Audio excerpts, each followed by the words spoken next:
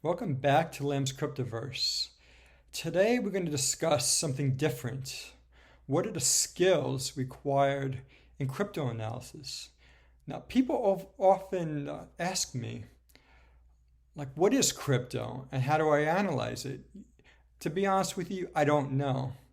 It's not a debt instrument, it's not a bond, it's not a high yield bond, even though it's risky. It's not an equity. And the SEC is trying to figure out what it is. Actually, I think I know what the SEC is going to say. They think it's a security like a stock. But I think it's something in the middle. It's really like the next generation of the internet, like Web3, as they call it. But it's the internet where you're able to get a value out of it. Because the current generation of the internet is not owned by a publicly traded company, right? There are apps that are owned by publicly traded companies, but the internet is not owned by a publicly traded company, even though they have some backbone companies, right? Like AT&T that have, and Verizon have the supply the fiber optics. But let's get started. So, if we don't know what crypto is, can we analyze it? Yes. I can say that with complete certainty. We can still analyze cryptocurrency. Think of it like a project or venture capital. That's exactly what it's like. But you got to wear lots of different hats. So let's go over a few of them. First of all, it requires a holistic approach. It requires a top-down analysis. So if you're a top-down person, this is for you. But it also requires a bottoms-up analysis. So if you're very detail-oriented, this is for you too. And it requires knowing the macro environment. I recently put out a video on how Bitcoin is macro, but macro is Bitcoin. They're like interrelated. It also requires fundamental analysis and technical analysis. But it seems like if you go on websites or on YouTube, it's like 99% technical analysis, which is no good. I mean, it's no good that that's all people are doing. And it requires what I call a separate category, and that's sentiment analysis. And sentiment analysis, I think, is crucial in predicting or trying to predict, right? Because we don't know where it's going.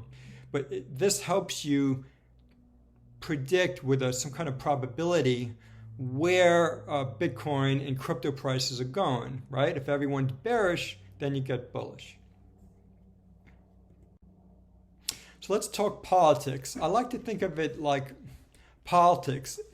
People always say, I don't want to talk about politics, but sometimes you do. You're going to have a difficult time analyzing crypto if you're very polarized by sports teams, conspiracy theories, or even politics. You have to see things as objective as you can. So if extremely liberal, this is not for you. Pay someone to do your research.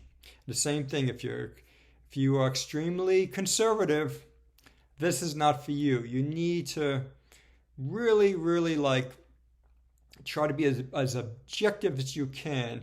And even if you have conviction, you need to question that conviction once in a while. Not really question your conviction, but question how you think. Because you want to always have conviction, but you want to always be open to new information. And so what you want to do is digest all these dots and put them together and then assess and then reassess. That's the name of the game. And Wesley Kress did a great job. This is the only information I can find on how to analyze crypto using a holistic approach. And it's from Wesley Kress. He did a great job. But he's obsessed with Elrond. I think Elrond is a great project, but he hasn't gone much beyond Elrond. He's really into it. But I think there's other good projects out there. I'm going to mention a few things, skill sets he mentioned, and then you could stop this presentation on your own and take a look at them.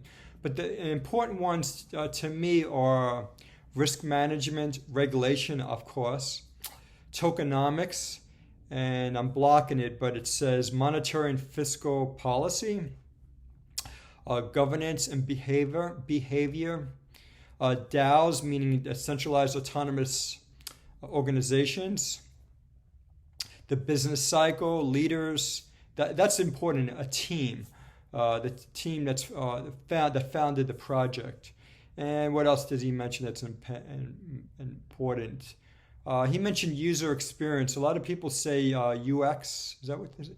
Yeah, basically, what is the user experience? Not just on the internet, but the wallet. How does the project work? How does it interact with other projects?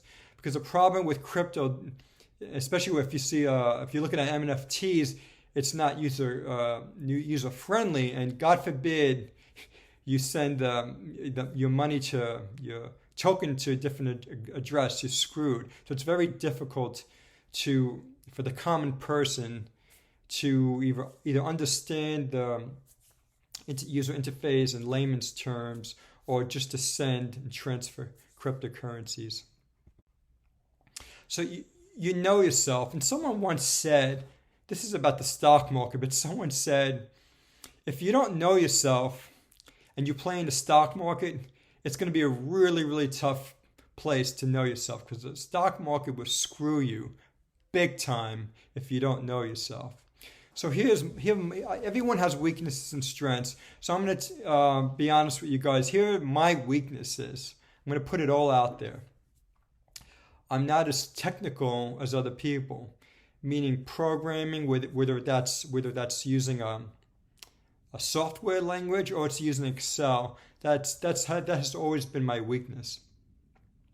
Social media. I'm on social media. I'm on Twitter, Reddit, and Instagram and Facebook, but I'm not hooked on it. Maybe that's a good thing, but I'm putting here as my weakness because I'm not on it every minute. And reading white papers. I can read a white paper, but I don't like the technical part of it, and I'm just not patient. But I have read excerpts of white papers. I think white papers are important. So what are my strengths? Academic. I have an FRM, financial risk management. I have the CFA designation and an MBA. I have work experience from a big bank and many years of investment experience, and I'm disciplined. I think that's probably one of my key strengths, is that I'm disciplined. And like I said before, I like to connect the dots. So I think you should go through this yourself if you haven't already. What are your strengths and weaknesses? Because if you have an area that's weak, you could always outsource it or delegate it to someone else, right? Or look up what other research there is in that area that you don't have a strength. So research tools I use. I put here 60 tools. It's probably more like 70 to 80 tools and websites that I use. And one good thing about using tools is not just to retrieve information. You need them to as checks on other information. So I'm going to give you an example. Like if I'm looking at total value locked, I not only use DeFi Llama, which is something everyone uses, but I use Token Terminal so that I could check them against each other. And some examples of the websites I use are the ones that most people know of, like Messari and CoinMarketCap. But what I wanted to mention in both of these is you don't just use, for example, CoinMarketCap to get the rank. Everyone wants to know, what rank is my project, my coin? Is it a top 10, top 30? Is it ranked number 10,000? No, you could also use CoinMarketCap for other uses, like address concentration. Who are the biggest holders of my coin? And are there whales that are holding those coins? And other examples of websites that I use, or GitHub, I should say, for devs to see how much is going on in the programming these apps, these Dapps for the project. And of course, CoinGecko, Miso, these are similar. Miso is very good for looking at the number of developers, and they actually have a top 10 list. and a historical evolution over time of those top 10 projects. So that's pretty useful. And let's see what else is useful here. Okay, the Crypto Rating Council. That one's very good, especially nowadays, because Gary Gensler over at the SEC, he's saying that every crypto project is a security. Well, the Crypto Rating Council tells you that. They have a rating system from 1 to 5, with 5 being the worst. So if your crypto project like Ripple is rated 4, that means that the Crypto Rating Council is viewing that crypto as security. So beware. Let's see what else there is. Crypto Panic is very good if you want news. You just type in the token or the ticker symbol, and it spits out all the news, including the links to those websites. And if you want research, remember I talked earlier about weaknesses. If you have a particular weakness, you can look at the TokenInsight website, which actually puts out research on many, many crypto projects, and it's free. But of course, for a lot of these websites, they're premium, meaning they're free to get the rating, but you may have to pay up to $1,000 a month to actually get the research. And then in the staking rewards website, that not only tells you the yield for stakers, but it tells you that net yield, and that means yield after inflation. And then there's what I call the timing websites. And these are the fear-greed indices, and there's at least 3 or 4 of them out there. Oh, this is something I wanted to talk to you about. This is just an example. This is an Excel spreadsheet. I could put it in the link. But basically, this is a questionnaire. They call it due diligence. I guess that's appropriate. But it would even imply an audit. But basically, they have over 150 questions, and a lot of them are technical that would apply to a specific project. And this is just an example. So this is section 2, intrinsic protocol risk. And within that, they have 2A, which is smart contract risk. And they have questions like, is a code audited? Who did the audit? I mean, it goes on, but this just shows you how much research you need to do. And this is an example of DeFi Llama. You can see the total value locked for Solana. So not only should you look at the total value locked, but you should see if it's decreasing, but decreasing relative to the market, because this looks real bad, right?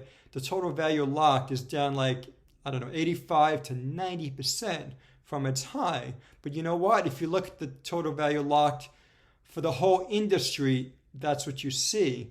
So then you need to dig down. What I like to look at, for example, is not just total value locked, but transactions. Are the transactions declining at the same rate? And are they declining faster than the market?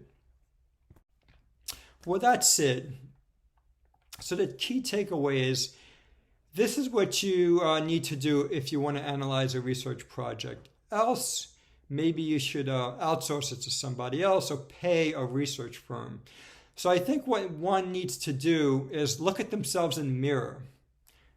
Look at themselves in the eye and say, do I have the patience, the will, and the skill to do this? And if you do, then by all means, please do it. And I think hard work will pay off. If not, like I said, you're going to have to get research for someone else. Well, thank you all for listening, and don't forget to like us and subscribe to us, because that's how we can continue these videos.